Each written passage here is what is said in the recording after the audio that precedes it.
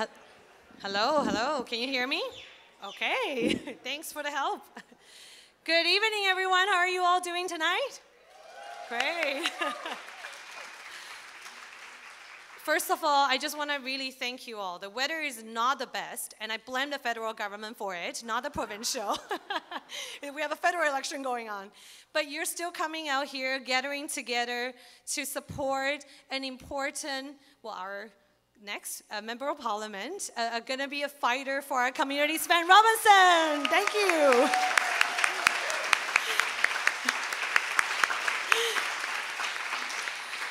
I definitely would like to begin by recognizing that we are gathering here on the unceded traditional territories of the Coast Salish peoples, the Musqueam, the Tsleil-Waututh, and Squamish First Nations, and thank the First Nations for sharing their beautiful land with us. The beautiful land that we live, work, and learn, and have to continue to keep it as beautiful as it is. Thank you. My name is Katrina Chen. I am the MOA for Burnaby-Lougheed, but really, oh, thank you. I love this crowd. Thank you. It's been a busy day, but it's so great to be here. But I'm really here today as a strong supporter of Svend Robinson. He's been a legend. He's been someone who a lot of us, younger, sorry, saying that I'm a little younger, younger, newer, elected officials and politicians who really look up to. He's been a fighter for our community, and I can just not tell you how proud I am or how thankful I am to be able to be here and give him a little bit of my support, because at the doorstep every single day in a community we hear people talking about that we really need a fighter for our community, and that is Svend Robinson.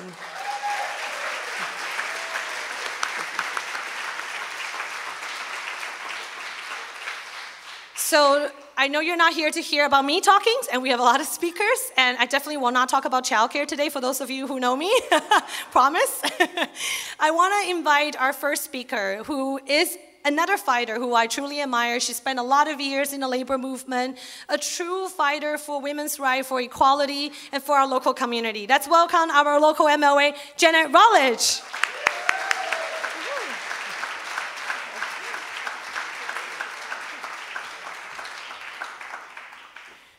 Thank you, Katrina. I too am very excited to be here and honored to play a role in this event tonight. I would like to acknowledge that we're on the unceded traditional territory of the Coast Salish people, the Squamish, Musqueam, and Tsleil-Waututh people.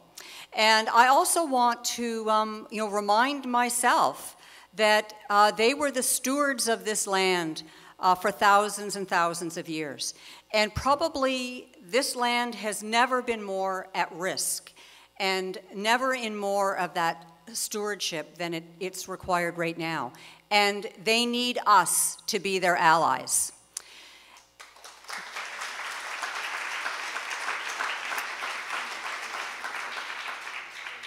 And it's my honor to introduce someone who was one of the first people to get it, to understand that we needed to stand shoulder to shoulder with the Coast Salish people, with the First Nations people, and needed to be their allies and speak where they often didn't have access to speak.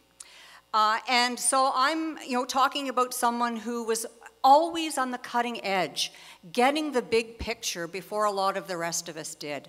Whether we're talking about First Nations issues, climate change, the environment, equality, Svend Robinson has always been out there leading the way and encouraging us to follow. And right now, we are at a crossroads. We're at a crossroads in our country, but we're at a crossroads in the world. And this is the most, for a lot of people, I think perhaps not for so much for people in this room, but for a lot of Canadians, this election is really confusing. Just tonight, I sat in a restaurant and eavesdropped, and there was a family of four sitting beside us, trying to work through what this election meant. and what way they should go. I'm happy to say that I think they were leaning NDP. That they realized that we were at a crossroads. They knew they wanted to stop the Conservatives. They didn't want the Conservatives to get back in. But they also then drew on what they knew about the provincial government. And they said, hey, a coalition can work.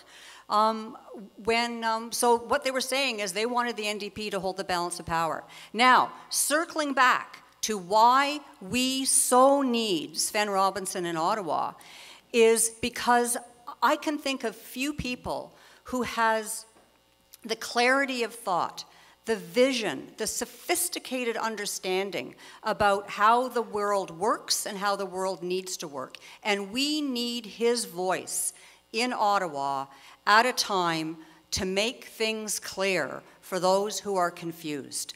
There is a crossroads, and he will lead us down that right path. So, without further ado, I want to introduce the person who, in his own words, are going to explain to us and inspire us about what's at stake right now. So, please join me in welcoming the next MP for Burnaby North-Seymour, Svend Robinson.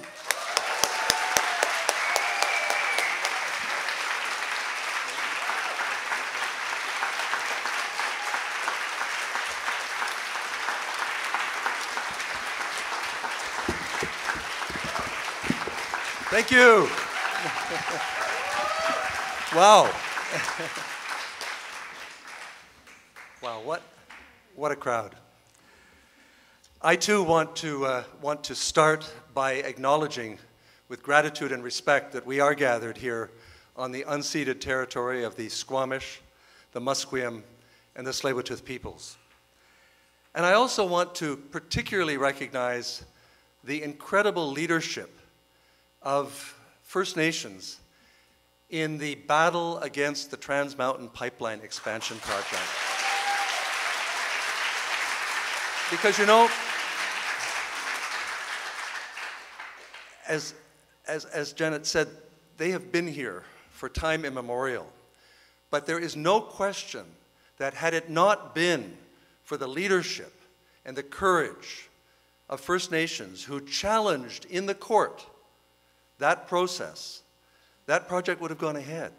They won in the Federal Court of Appeal, and once again, 6 First Nations, including the Squamish and the Tsleil-Waututh, are standing up not just for their own nation, not just for the orcas and the clams and the magnificent ecosystem, but standing up for all of us, and we owe them an incredible debt of gratitude and respect as well.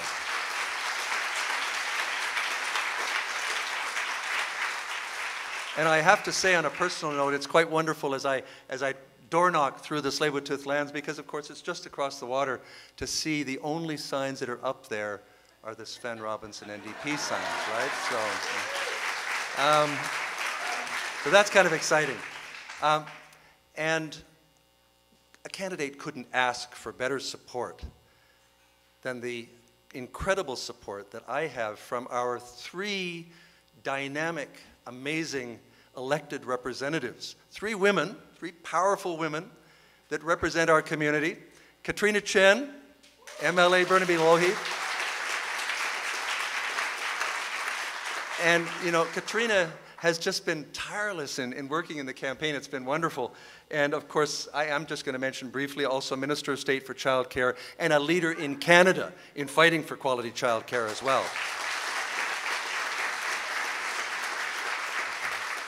Really, and I'm so proud of the fact that Jagmeet Singh is our national leader, and hasn't he had an amazing campaign so far? Right? So proud that he's put childcare front and center in our national platform.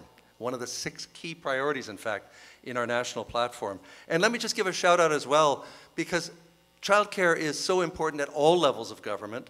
And I'm so proud of the fact that here, just last week, the Burnaby School Board adopted a really exciting and visionary policy that will mean over 1,300 new childcare spaces. And I know we've got at least one member of the Burnaby School Board. Bill Brassington is here. Bill, great leadership on childcare in our community. Thank you for that. And Janet Routledge. Now, Janet and I go back a long way. And many of you, I know, were as moved as I was by that incredible statement that Janet made in the House. She made a statement about her experience with Every Woman's Health Center and the experience back in quite a few years ago of fighting for the right of choice on abortion, having to actually use her body to help to shield people that were, the women that were coming in, and the kind of death threats that doctors faced in those days. Janet, you spoke with eloquence, you spoke with passion, and thank you for your leadership on that amazing issue, a really important issue. So important. First bill I tabled as a young member of Parliament was a bill to take abortion out of the criminal code, and I was there with Henry Morgentaler when we won in the Supreme Court in January of 1988. It's quite a day. And the third member of that triumvirate, those three remarkable women in our constituency, our federal constituency, is the legendary Bowen Ma. Yes, a big shout out for Bowen. Bowen, she wasn't able to be here, but she's also been working really hard in the campaign, door knocking with her partner Dan, and it's been really exciting to see that. So, boy, am I ever blessed. I know also, many of you know that in Burnaby we've got 4 MLAs for Burnaby. The other 2 in Peter Julian's riding, and Peter's going to be the next MP for New Westminster Burnaby as well. And of course in Jagmeet Singh's riding, Raj Chauhan and Ann Kang, 2 great MLAs as well that are really working hard for us. I just want to acknowledge as well a former colleague of mine. We served in Parliament together for 14 years. He went on after leaving Parliament to become the BC Minister of Tourism and Small Business, the Minister of the Environment. He's still active and engaged in public policy, getting young people involved in public life, and that's my dear friend Ian Waddell. Where's Ian? Just over here.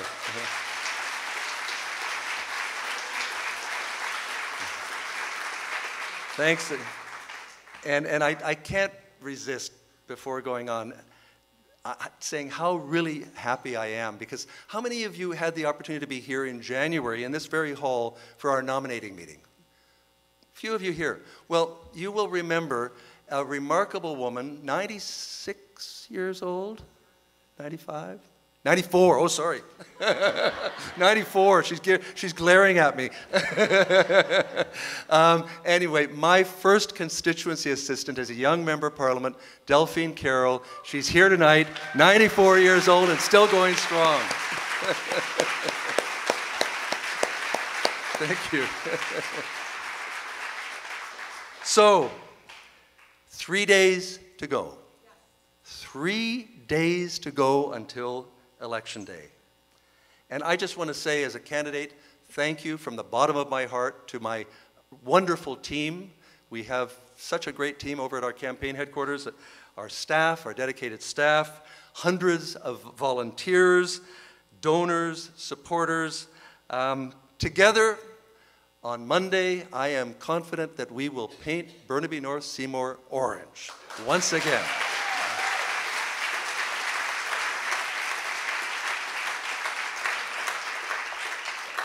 And thank you so much for your help in doing that. We also want to make sure that this is a campaign of respect. And I can't underscore that enough. The fact that now there's just, 3 days left, and I know that feelings can get really high and so on, and sometimes people say things that, a little bit aggressive sometimes, right? But let's just remember in this last 3 days, how privileged we are in this country to be able to have the opportunity to have those debates and to respect all of the folks that are running in this election campaign, right? That's really important.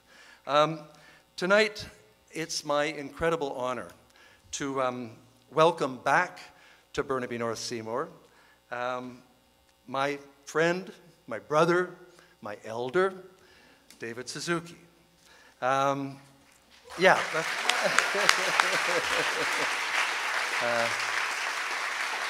And a lot of you raised your hand, and you were here in January, and you will remember, because anybody that was here will never forget David's powerful and moving words. And it's so great, David, to have you back in our community, back in our constituency for this last big campaign rally. David has always been there for me.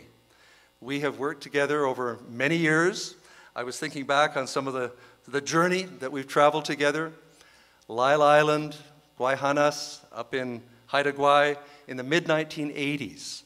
And I was adopted by a remarkable woman named Ada, one of the matriarchs of the Haida.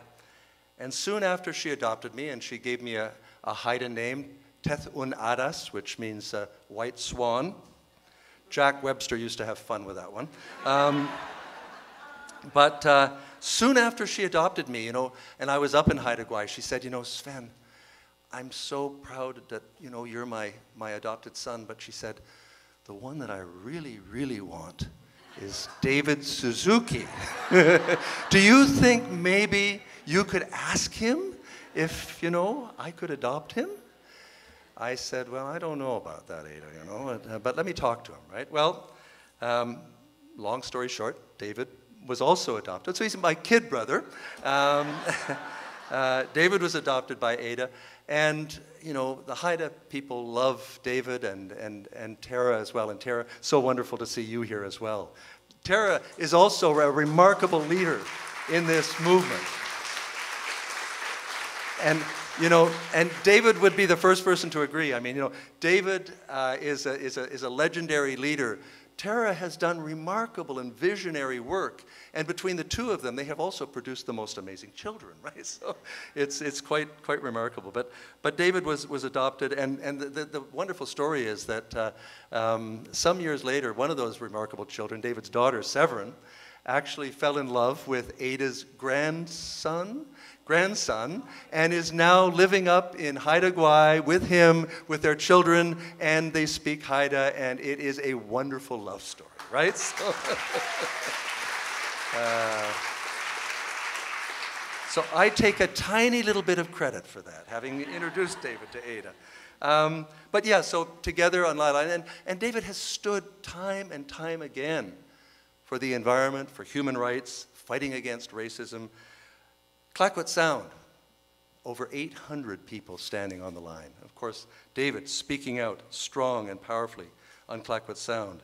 The Panan people, because our struggle is not just here in British Columbia. We are global citizens, and David working with Anderson Mutang Urud, Wade Davis, and others. I had the privilege of also traveling to stand in solidarity with the Panan people, and David speaking out time and again for global justice as well in Brazil, in Malaysia, and around the world. The Stein Valley, together at the Stein, David, remember, it was a wonderful occasion, Tara as well. And just on a very personal note too, I mean, 31 years ago, I had my toughest election. It was the 1988 campaign. 6 months before that election, I had come out as the first openly gay member of Parliament. I wasn't sure, some of my friends said, this is political suicide. Ed Broadbent was one who said, I don't know, this is not Vancouver Centre, Sven, this is Burnaby, right? But I said, you know what? Yes, it's Burnaby.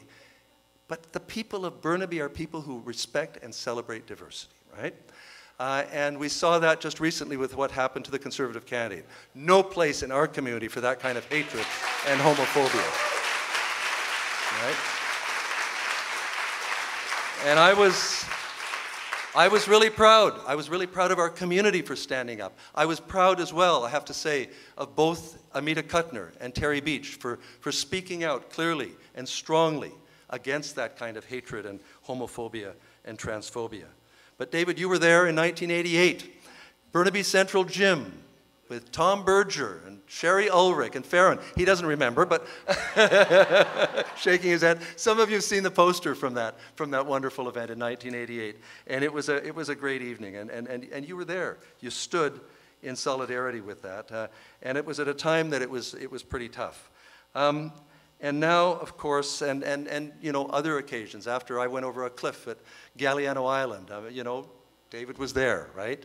2004, when I went through a really tough and painful personal experience, David, you were there. And I thank you from the bottom of my heart, from me and from Max, because you were there for both of us. So thank you for that.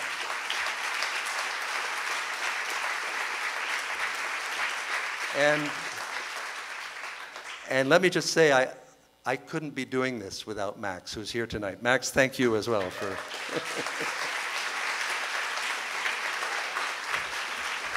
The fact that he has certain conservative tendencies, of course, is another question. But I'm so pleased to be here to introduce David, and also to say that one of the great joys for me has been the kind of support that we've received on the North Shore, because, you know, I represented Burnaby for a little over 25 years, but the North Shore part of the riding is new. The first federal campaign I worked in was for a guy named Tommy Douglas, and it was a riding called Burnaby-Seymour, 1968. And I just want to say that from the beginning, I've had incredible support and dedication from a city councillor, from a district councillor in North Vancouver, and that's my good friend Jim Hanson and Ruth. Thank you so much for all your support from day one, right? I mean, it's been...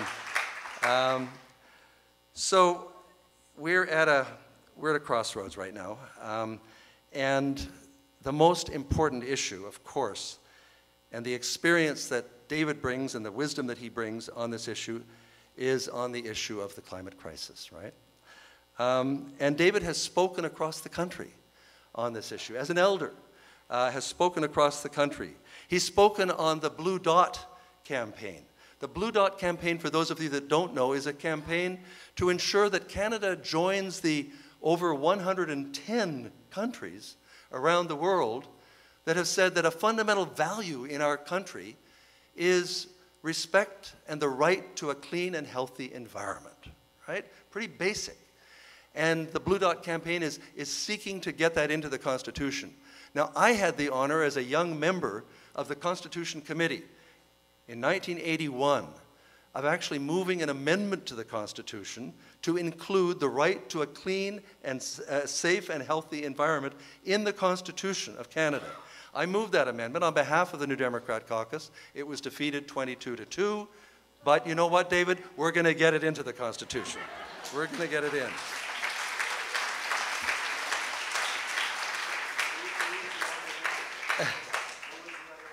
Lorne Nystrom was the other member of the committee at the time. That was me and Lorne. I moved the amendment. The vote, by the way, was exactly the same on another amendment I moved. I moved to include sexual orientation in 1981 in the Constitution of Canada, and it was defeated 22-2 as well. But so David has been on the front, on the Blue Dot campaign, on the Green New Deal speaking tour as well. The Green New Deal, a really exciting and visionary proposal. And most recently, on the Climate First tour. And I mean, I was just talking to Dave about it earlier, how incredibly moving it was to see David, to hear David, Stephen Lewis, an icon of our movement, Kanahus Manuel, tiny house warrior, Indigenous woman leader, remarkable woman, speaking across the country. And you know, Buffy St. Marie, I think, was in Toronto, leaders across the country. It was just a remarkable tour. And David, you know, in his prime as an elder, has devoted his life now to this issue, right? And that's pretty amazing and pretty awesome. So for me, it is such an honor, you will understand, such an honor and such a privilege to be able to introduce to you my brother, my friend, my hero, David Suzuki.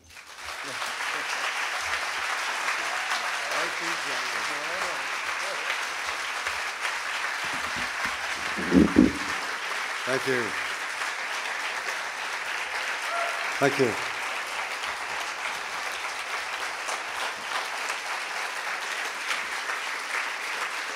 I feel so fortunate to have this opportunity to show my support for Svend. I mean, to me, this is a no-brainer. You will be very, very honored and pleased to have someone of Svend's stature representing this riding. My dad always said to me, "You are what you do, not what you say." And I think that's Svend's strong point. He's got a track record. You know exactly what Svend stands for.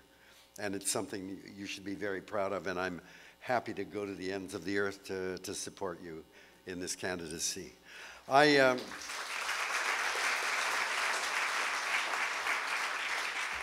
That was far too generous an introduction to me. I was hoping he was going to talk more about Svend Robinson.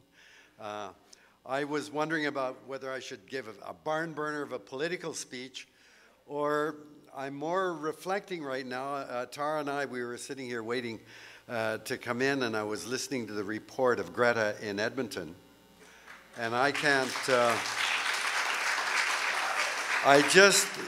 I despaired listening to the critics of Greta. You know, it's all about what's wrong with this person. Don't they know that we have the most ethical oil, that we are the world leader in approaching climate change from the oil industry's perspective. And I mean, it was just, you see the chasm that exists. I spent 3 weeks touring with one of Canada's great treasures, Stephen Lewis. It was such a privilege for me to be with him. I called it the silverback tour, you know, these two silverback gorillas just saying it like it is. And we kicked off the tour on October 4th in Toronto with Buffy St. Marie. No, it wasn't October, it was September, wasn't it? September with Buffy St. Marie. And man, that really kicked ass when we got going. Buffy was great. Stephen is fantastic. And what we were there to say was, we want you to vote strategically. Vote for people who say climate is our #1 issue. Not by the party, but according to the people and the commitment they have made to climate. Because this should not be a partisan issue. This is something that we've all got to be together on. And we wanted, especially, we went to 5 university campuses, urging the 18 to 22-year-olds, who are traditionally one of the lowest groups to turn out for voting. This election is all about their future. There's never been a more important election in Canada, certainly in my lifetime, and it's all about what kind of decisions we're going to make for the future of this generation. And I think we've got to get across, or get over this idea that that climate and environmental issues are green issues, or progressive issues, left-wing issues, or special interest groups. This is an issue of vital concern to all of us. I'd like to just begin then by putting a few things into perspective. The reason Stephen was so important on the tour with me is that Stephen was asked by Brian Mulroney in 1988 to chair the opening of the first major conference of climatologists, economists, politicians in Toronto. 300 experts gathered for 3 days. And the opening was Brian Mulroney, who opened the session. Gro Harlem Brundtland, the Prime Minister of Norway, was the second speaker. It was just a year after she had released the Brundtland report called Our Common Future, defining the term sustainable development in that. And then the third speaker was a man who electrified the world that year by announcing in the US Congress that the heat wave they were going through, he was 99% sure it was being caused by humans and the use of fossil fuel. And that's what he said when he came to Toronto to this conference. At the end of 3 days, the press release said the science is in. Human beings are changing the chemistry of the atmosphere, and the planet is heating up. This represented an unprecedented experiment with the only home we have, with consequences they said would be second only to all-out nuclear war. And they called for a 20% reduction in greenhouse gas emissions in 15 years. That was it. That was the call. It was based on science. Had we done it, we wouldn't have the crisis that we have now. We would be well on our way to a renewable energy, the renewable energy future we have to go to. But we didn't. We didn't do. The world didn't respond to that. Why? Politics. Brian Mulroney was Prime Minister. He knew it was going to cost tens of billions of dollars to achieve a 20% reduction in 15 years. But he also knew that if he made that investment, that Canada would end up saving a net over $100 billion in saved medical costs, in saved energy costs, that this was a huge benefit, but it made no economic or political sense. Why should Brian Mulroney take a beating for saying we've got to spend tens of billions of dollars now to reduce greenhouse gas emissions when he knew damn well he wouldn't be in office 15 years later to take credit for the savings? It made, so politics then constrained him from taking the right action. In 1992, we had the largest gathering ever of heads of state in human history in Rio. But by then, George H.W. Bush was president, and he's an oil man, as you know, and he said, I'm not going to go there if you're going to have that crazy target, that 20% reduction. I'll go if you water down that target. And so the target set at Rio was we'll stabilize 1990 levels by the year 2000. Everybody signed it. Canada signed it. Of course, we didn't pay any attention to that commitment.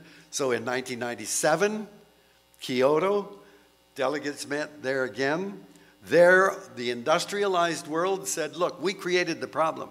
It wasn't created by China or India or any of the other developing nations. So it's our job.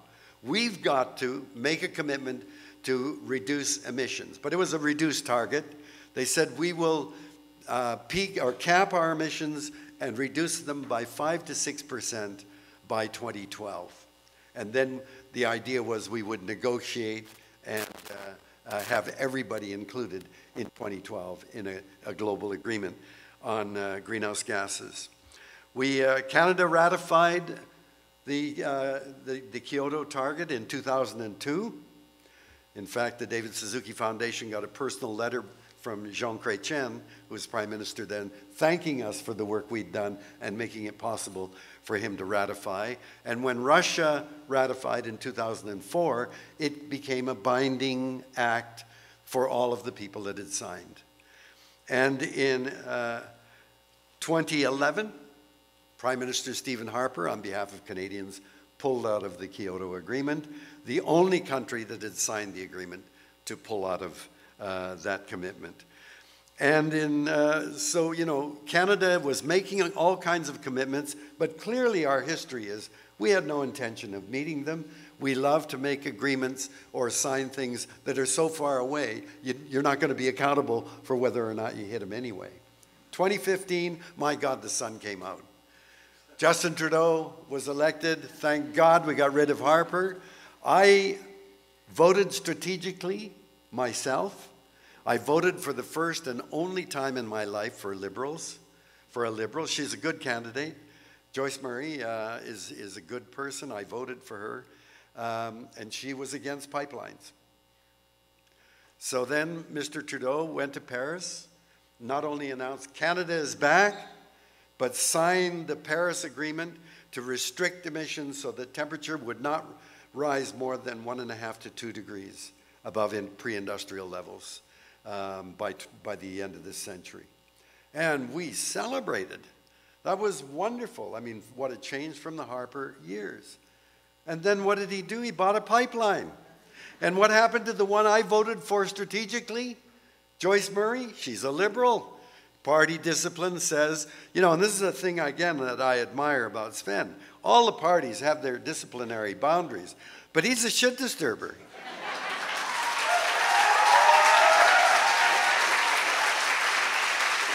And I mean that in the best possible way. He acts on what he believes, and party discipline is not going to rein him in. That's the kind of person that we need in Ottawa today. When Mr. Trudeau bought a pipeline, well, when Mr. Trudeau signed Paris, I emailed him. I said, that's a tough agreement. And Justin was saying, we got to try to keep it as close to 1.5 as we can. This is really a very gutsy thing. I said, are you serious? He said, yes, I'm very serious. And so we celebrated, we praised him to the skies. And then when he bought a pipeline, I emailed him and I said, you know, why did you run for office? I said, you have made a decision that is going to reverberate through the lives of your children. Isn't the future for your children your highest priority? And his answer was, he doesn't answer my emails anymore. So and so if you look at the history of Canada in terms of commitments to international agreements, and we're not much different from other countries in the world, that's why in October of last year, the Intergovernmental Panel on Climate Change, which is a very conservative group of climatologists. It's conservative because it's an intergovernmental panel, which means all of their reports are vetted by all of the countries in the world, including Saudi Arabia, the United States. Every IPCC report that has come out predicting what was going to happen in 5 years has fallen short of what actually happened. So in October last year, when they came out and said, if we allow temperature to rise above 1.5 degrees above pre-industrial levels, all hell is going to break loose. We're already up at 1.1. If we allow it to keep going past 1.5, all bets are off. We're into climate chaos. And so the IPCC, this conservative group, said we've got to have 45% emissions gone by 2030 and 100% by the 2050. One day after that report came out, Canada legalized marijuana. And do you think there was any discussion about this terrifying IPCC report that said in 12 years we have to be 45% off our emissions? It disappeared because marijuana is legal. I mean, it's an important thing. I have to say it's not as much fun now that it's legal, but at least it's legal.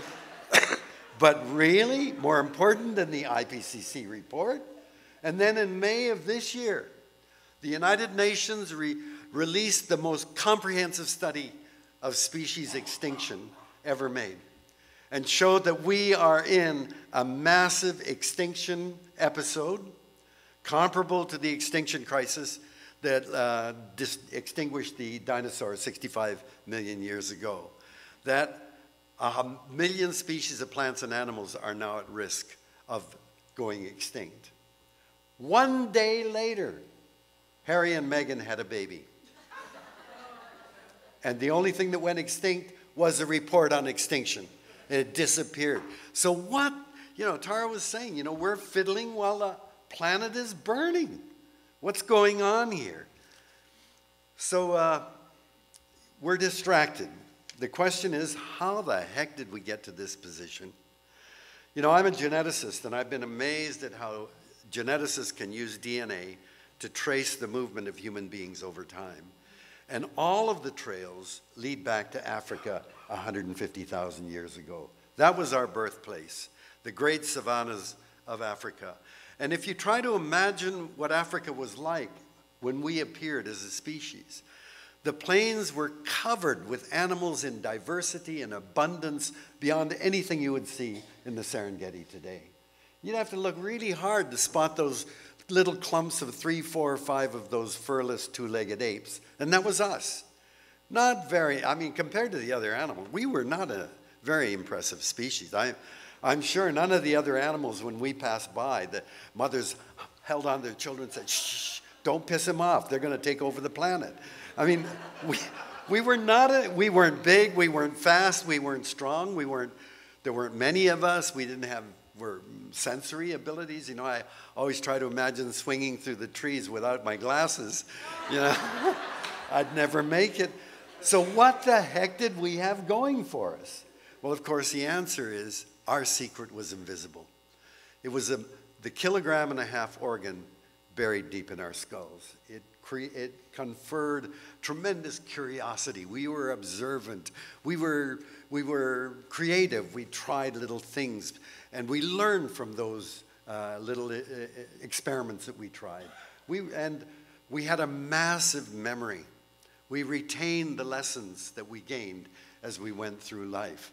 And we did something no other animal has ever done. We invented an idea called the future. No other animal has a sense of a future as we do. And because we invented the idea of a future, we realized we could affect that future by what we do now in the present. Based on what we've learned, our observations, we can now look ahead and see where there are dangers, see where there are opportunities, and deliberately choose to avoid danger and exploit opportunities. You know, in the beginning it's simple, right? You're walking down a path that branches in two, and you go, oh yeah, I went to the right and I ran into a saber-toothed tiger, but when I went to the left I found something good to eat, so I'm going to go left. That's what we did, and that is foresight, right? The ability to look ahead. We're the only creature that has that. And because of that, I believe we got to where we are now. But now we have all of the amplified ability to look ahead. They're called scientists. Scientists with supercomputers have a much better system to examine what's going on in the world and to gather data and look ahead. And what are scientists telling us? For over 40 years, scientists have been telling us we're headed down a very dangerous path, that there are opportunities by changing directions. Let me show you a remarkable document called World Scientists' Warning to Humanity that was released in 1992. When you look at this, the people who signed it, these are not just anybody with a PhD. These are senior scientists, the 1,700 scientists from 71 countries in the world, including more than half of all Nobel Prize winners alive at that time. So this is a pretty amazing document. What were they warning us about? Let me just read you a few lines. Did I do this at your nomination? Good, thank you. So here's how it starts. Human beings and the natural world are on a collision course. Human activities inflict harsh and often irreversible damage on the environment and on critical resources. If not checked, many of our current practices put at serious risk the future we wish for human society and for the plant and animal kingdoms, and may so alter the living world that it will be unable to sustain life in the manner that we know. Fundamental changes are urgent if we are to avoid the collision our present course will bring about. So there it is. Can't get any more authoritative than that. Where is the collision taking place? The first thing is the atmosphere. Then it's water resources, oceans, soil, forests, species extinction, and overpopulation. Now this came out in 1992. Listen to what they then say. No more than one or a few decades remain before the chance to avert the threats we now confront will be lost, and the prospects for humanity immeasurably diminished. A great change in our stewardship of the earth and life on it is required if vast human misery is to be avoided and our global home on this planet is not to be irretrievably mutilated. And then they list the 5 urgent acts that must be started immediately. This is 1992. 1, we must bring environmentally damaging activities under control to restore and protect the integrity of Earth's systems we depend on. 2, we must manage resources crucial to human welfare more effectively. 3, we must stabilize population. 4, we must reduce and eventually eliminate poverty. And 5, We must ensure sexual equality and guarantee women control over their own reproductive decisions. So this is 31 years ago, this document came out, and we turned our backs on the very survival strategy that got us here in the first place. Look ahead, see where the dangers lie, see where there's opportunity, and act accordingly. We didn't do it. So that 30 years later, in 2017, another World Scientist Warning to Humanity was released. This time it was signed by more than 17,000 scientists from around the world, and it said that only one of the issues raised in this piece of paper, only one of the issues, namely ozone depletion, was diminished as a threat. All of the others are worse, and there are new issues that weren't known about back in 1992. So we're turning our backs on the very way that we got here to a position of dominance on the planet. And the question is, what the hell is going on? Why would we repudiate such a successful strategy for success? For most of human existence, 95% of our existence, we were nomadic hunter-gatherers. We followed plants and animals through the seasons, carrying everything we owned on our backs. When you're a nomadic hunter-gatherer, you know darn well you're utterly dependent on nature for your survival and well-being. We lived in what's called an ecocentric way of seeing the world, that we were just a part of a vast network of other plants and animals and air and water and soil, that is what gave us a living. And when you live within an ecocentric world, you understand that while you thank nature for its generosity and abundance, there is a reciprocal responsibility that comes with taking from nature, that you must, in turn, care for nature. And that's what people understood, as I say, for 95% of our existence, indeed, for most of our existence. The last 5% of our existence has been the last 10,000 years when we discovered agriculture. And agriculture changed the way we lived, because now with a dependable supply of food, you no longer had to move all the time. You could build permanent structures, which became villages, and civilization as we know it then became possible. So farming changed the way that human beings lived. But any farmer understands you're still utterly dependent on weather, climate, and the seasons. Any farmer knows that insects are critical for pollination. They understand that there are plants that take nitrogen from the air and fix it as fertilizer in the soil.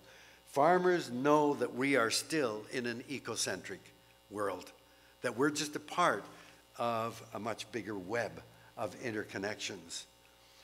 500 years ago, I believe, the big change began. As Europeans discovered ways of sailing over long distances and getting back home again, they could now go on round trips and explore the planet. And they discovered new lands in Africa and in North and South America and Australia. And they thought they discovered it. Of course, there were human beings living there for thousands of years. But anyway, the Europeans claimed, and they brought with them a resourcist attitude. It was these new lands were filled with things that you could take back home. You know, trees and minerals and food and all kinds of goodies. And that whole exploration then began that process of extraction. And the indigenous people, we didn't value them for what they had learned over thousands of years to live in place. They were just a pain in the neck because they kept getting in the way of us getting at what they had, their land and everything on it and in it. 200 years ago, we got a very big change in our way of seeing the world with the Industrial Revolution. Because once we had technology and machines, we could now exceed the boundaries of nature. We could create telescopes and see to the edge of the universe. We could create microscopes and discover a world of life in a drop of water. We had machines that could operate 24 hours a day without taking a pee break or eating anything. We had machines that could travel faster than any species on the planet. So it becomes easy to think, we're not like any other organism. We're no longer bound by the constraints of nature. We're so smart, we can now exceed any boundaries. It's just a matter of how smart we are to exceed. And so we very quickly assumed what's called an anthropocentric way of seeing the world. We're the center of the action. It's all about us. Everything revolves around us. And in the last 100 years, of course, we've had that ultimate break between us and nature as we moved into big cities. In Canada, 85% of us now live in a big city. We live in a human-created world, which is relatively devoid of any variety of other plants and animals. And so it only reinforces the notion that it's all about us. And what did we do then in an anthropocentric way of seeing the world? We designed systems based on that way of looking at the world. Our legal system is all based on defining property and human rights. But what about the right of a river to flow as it evolved to flow? What about the right of a forest community to exist as a complex community of life? What about the right of a songbird to live its entire life as it evolved to do? How dare we think that we're the ones that can define the rights of all these things? This is why the blue dot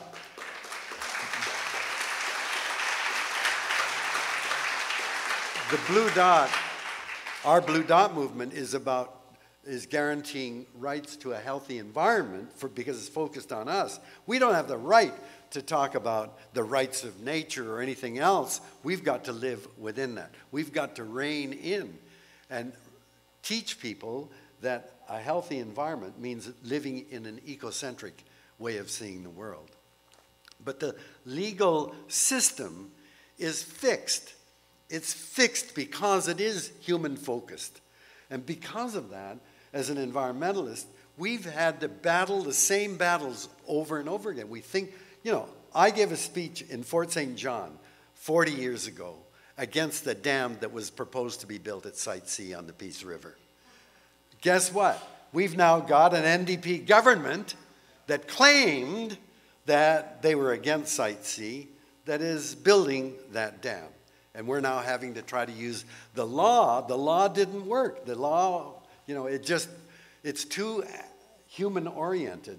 And anyway, I didn't mean to get into kicking the NDP, but I am very, very angry about that.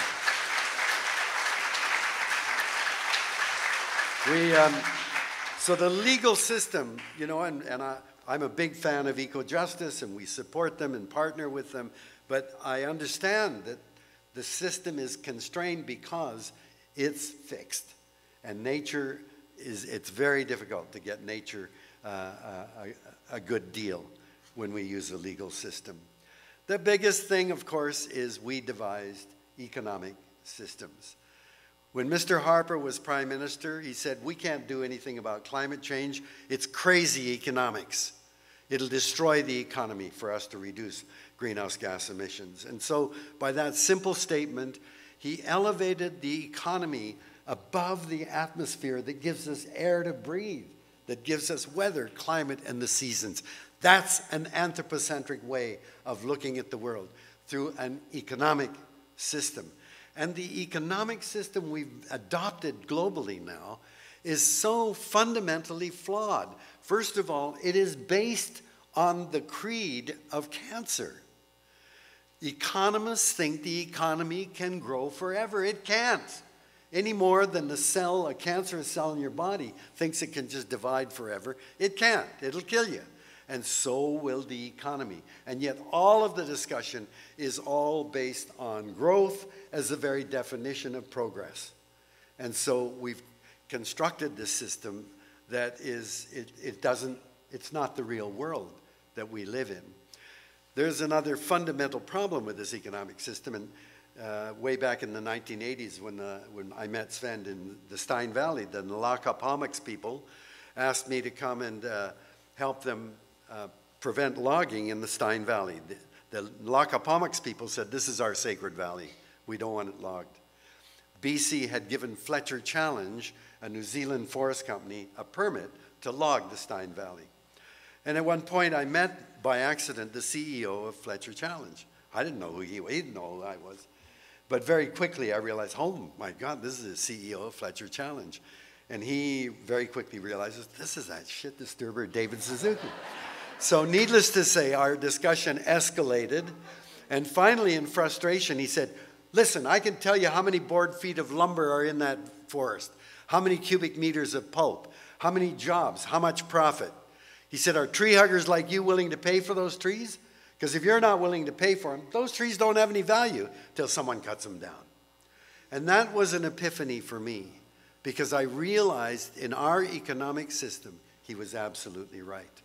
You see, the reason I was fighting for that forest is the forest community is taking carbon out of the air, putting oxygen back in. Not a bad service for an animal like us. If you clear cut that forest and you lose photosynthesis of the trees, do you know what economists say? Oh, that's an externality. It's irrelevant to the economy. Because the economy is based on human productivity, human creativity. It's that nature, what nature is doing is not relevant. When you lose that, it's just collateral damage for the sake of economic growth.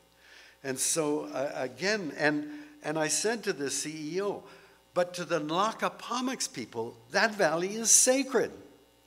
Where in your economic equation is there a place for what is sacred? And of course, there is none. And that's one of the most destructive aspects of the economy, that we think that we can put value into our economic system on everything. There's a guy in Chicago who won a Nobel Prize for, he's putting a value on love, and if you marry someone, that has a value. If you divorce someone, that has an economic, like everything we do, he thinks can be valued in economic terms. And he won a Nobel Prize for that. Sorry, I'll be done in a second here. So the economic system is so heavily slanted against nature that as long as we keep using these, I mean, you can hear it here when the Green Party announced its climate action plan. The first thing the pundits were asking is, how the hell are they going to pay for it? So every time, and you listen to the people in Alberta, the issue of the tar sands and pipelines is not about the effect on climate. It's all about the economy and oil, and that's what's driving their priorities. Finally, we establish political systems which govern, regulate the way we act and interact with each other. And yes, we have here in Canada, we have a Minister of the Environment, we have a Minister of Fisheries and Oceans, we have a Minister of Forests, Minister of Agriculture. But do you think the highest priority of these ministers is forests or the environment or fish or the oceans or soil? Of course not. They don't vote. They're politicians. They've got to serve the people that are going to vote for them. So they're going to work on the people or work for the people that want to use these things. But it's got nothing to do with putting air, water, soil, or biodiversity as the highest priority, and that we've got to fall in line under it. So the question then is, we're screwed. We're really screwed if we we're so puffed up with ourselves that we create these institutions and act like they must govern the way we behave. We're screwed if we do that. We need to rediscover ecocentric ways of seeing the world. And guess what? These people that have been fighting for their lives and culture still look at the world in an ecocentric way. Indigenous people around the world have been hammered. Genocidal policies have been instituted. We've tried to shut them up in little reserves. We've tried to make them over into us.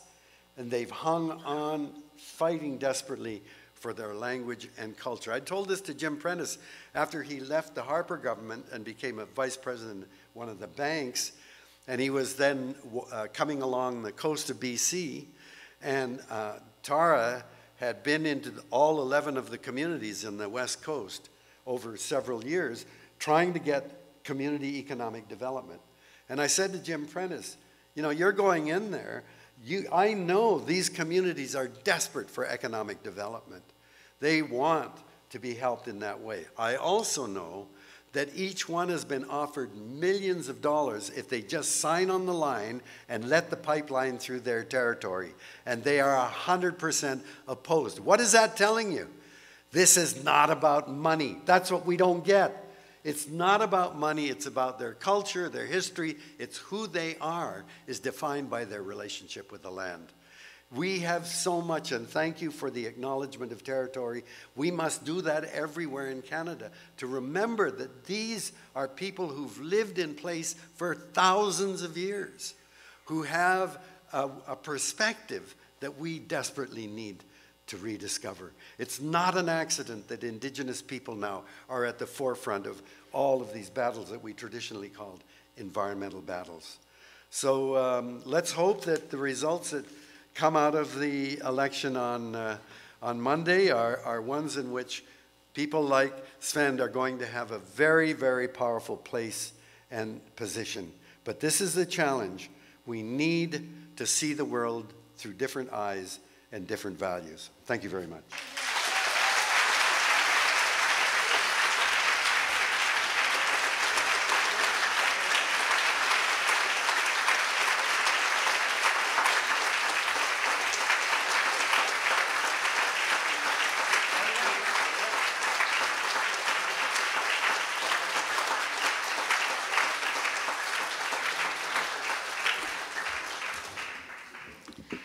Thank you so much, Mr. Suzuki, for sharing your time. Can I take this note as a souvenir? Well, that's a Svend. Oh, it's Svend. Oh, it's Janet. Oh, okay. I'll still keep it as a souvenir. Sorry. But thank you so much for sharing your time, your wisdom, and you know, and thank you for your criticism as well. I think as politicians. Oh, I didn't really get started. Oh yeah. Oh, I probably shouldn't encourage that. But as politicians, I think it's important that we always learn and always listen and always making sure we're doing the best we can. So I really appreciate that. And also sharing your, passionate about environmental issues and about the nature around us. Just a really quick story before I introduce our next speaker. I know we have some teachers in the room. Can the teachers raise their hands? Can we give them a big hand? Oh my gosh, we have quite a few. Thank you. My son just started kindergarten, and his kindergarten teacher really cares about nature. And he's always been an outdoor boy, so it's very he's very good at going into nature. But he's never hugged trees before. So the first time he hugged a tree, we had a photo of it. He looked like this. But the second time he hugged a tree, he came home and he told me, oh my gosh, tree's my best friend. And he started loving hugging trees. And sometimes when I think about when you talked about how human and nature and money, how we are in conflict, it should never been that way. We should be all together in this. So thank you so much. Can we give him a big hand, please? Thank you.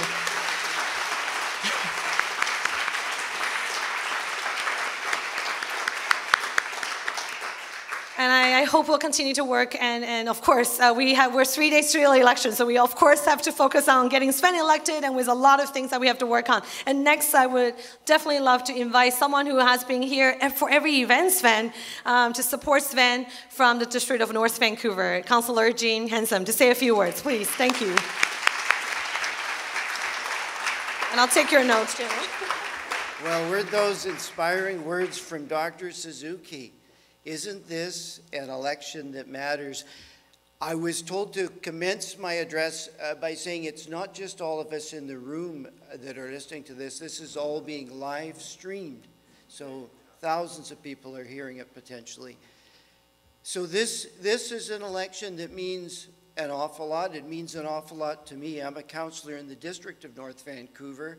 The District of North Vancouver has the largest coastline of any municipality. If there's an oil spill, we will pay the largest price. It means an awful lot to Burnaby because the pipeline itself goes right to Burnaby. If there's an explosion or a mishap, you will pay the greatest price. And we heard from Dr. Suzuki that this election is about the very future of our planet. I spent Thanksgiving with my 21-year-old daughter, and she says, I don't know that I'm going to have children because I'm not sure that our planet will survive.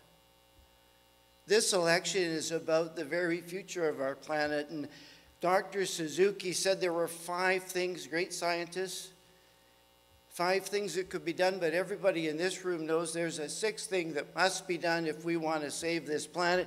We've got to elect Svend Robinson in Burnaby North-Seymour. That's what's got to be done by us. The rest is abstract. That's what's got to be done by us. And unfortunately, those of us involved in politics know people don't elect themselves. We have to make sure that that happens. Everyone in this room and everyone else who's working for Svend. We've got to spend the next 3 days. Svend needs all of the volunteers that he can possibly get on E-Day. So there's a table out here. If you haven't signed up for E-Day, make sure that you put your name down. We still have time to, we have financial obligations that still need to be met. I know this is strange with only 2 days left, but it's the case. So if you have any room to give, when you leave, go to that table and make a donation. And we need to do Nordocking over the weekend. Now is the time. So thank you everyone for being here for Svend. We know we're going to win this, but we're only going to win it if we put everything we have, everyone in this room, behind getting Svend elected on Monday. Thank you very much.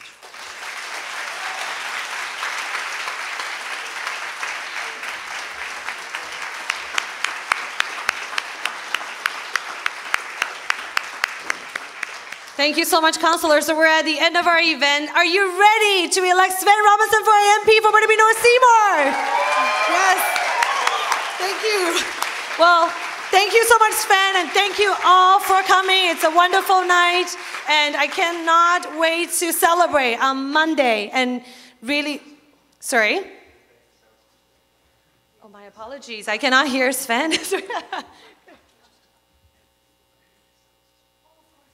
So sorry. Okay, you know, one last group of people I forgot to thank, and thank you, Svend, for the reminder, are all the volunteers. Can you raise your hand, including our sound crew, our camera, all the volunteers at the door?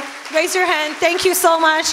And thank you all for getting Svend elected as our new MP, because we no longer need broken promises. We need a fighter for our community, to protect our community from the tank farm. Thank you from everything. Thank you. Give yourself a big hand. Good night.